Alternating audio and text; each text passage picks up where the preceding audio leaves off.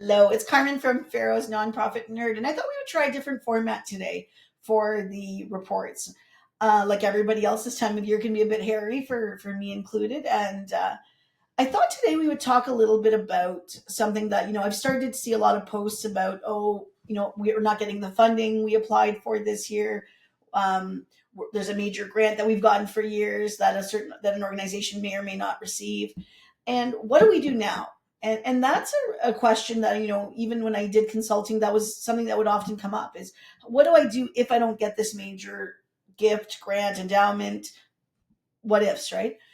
So and the process for that, and so we're not talking a wind down, we're talking about a kind of this: you've got 3 months left of maybe you don't have enough reserves to carry you through for 6 months. You've got 3 months left of operational funding, and you're trying to figure out what to do. How do I begin to deal with this?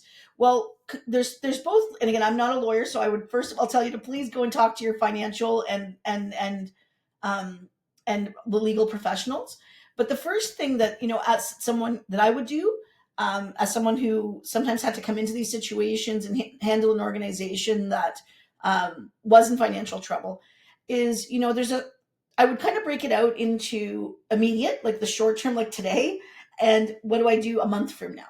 So the minute you find out that you are not getting the grant that you thought you were going to get, that's going to fund 50% or more of your operations, what you've got to do is the first thing you have to do is to look at your legal and financial obligations. So you've got certain obligations that you've made, whether that's your rent and your facilities, whether that's equipment rentals, whether that is staff contracts. And you need to understand what your legal obligation is. So if you need to get out of a lease years early, what are you looking at? Is that even a possibility? Can you sublet the space?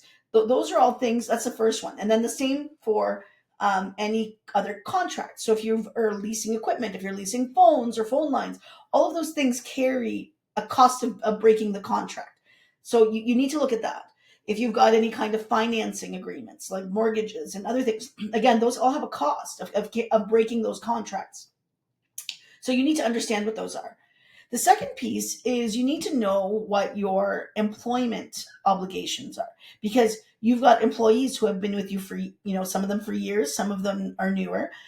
You need to know what the the cost of severing those employment contracts are. So if you're just laying them off temporarily, that's one thing. But if you're terminating the agreements for whatever reason, because say a program wasn't renewed and those staff members only worked on that program, you need to understand what it's going to cost you, because there's severance, there's termination pay, all of that needs to be included. And so that very quickly needs to be the first step you do. Like, we can call it like financial triage, essentially. You're essentially knowing what your costs are going to be, canceling your subscriptions, looking at what can be managed and what can you cut immediately to kind of help reduce the monthly burn rate, essentially, of your expenses.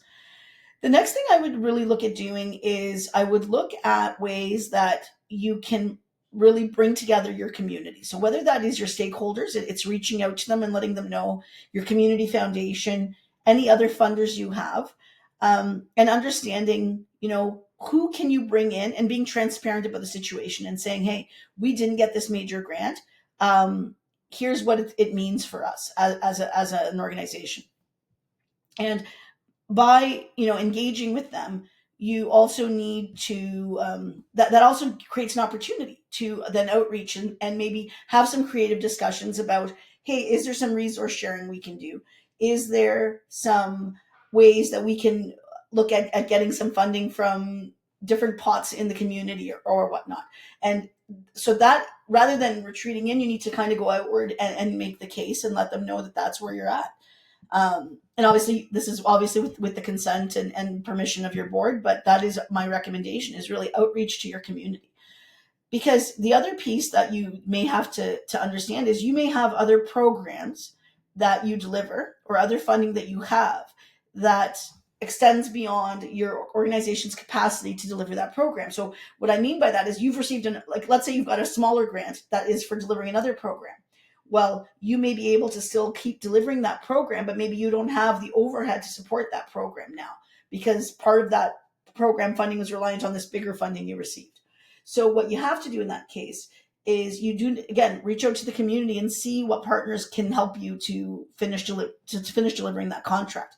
And if it's something that you can't find a way to deliver that, you've got to then reach out to that funder and understand what you need to do to to negotiate with them. And most funders are open to negotiation, especially if they understand the situation, and they may even have some ideas or solutions. So the minute that happens, right, that you don't get the funding, the next piece, so you've done the financial triage, you've done the outreach, is looking at your existing other programs and scaling down everything immediately. So short of, again, contractual obligations to another funder, you need to bring down all your programs to the point where they're not costing you money, and it slows down that burn rate. Because what we want is we want to make sure that we can extend that runway for you as long as you can.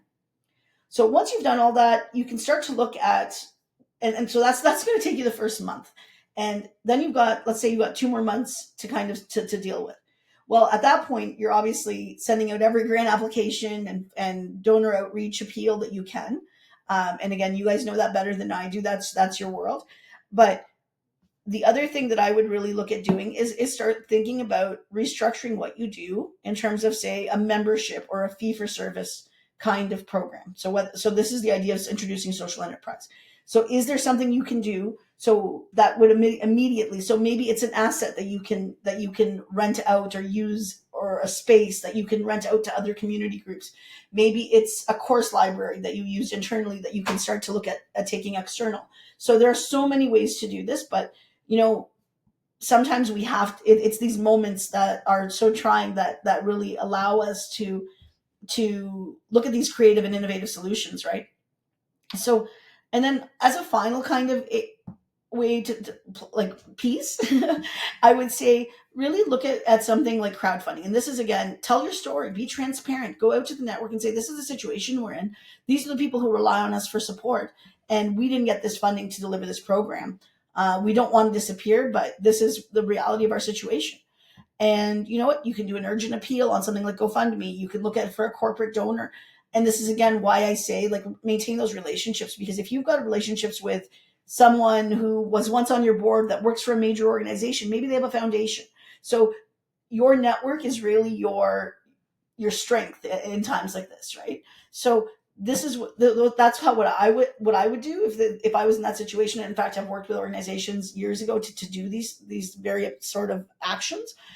But I do think that, if you can find ways to stop the financial burn, understand what your legal commitments are, because they may exceed what your available cash is, and then be realistic with both staff and bring everyone in to do a really good change management process. Because if people know, it's better than not knowing, right? If at least people know, manage the fear.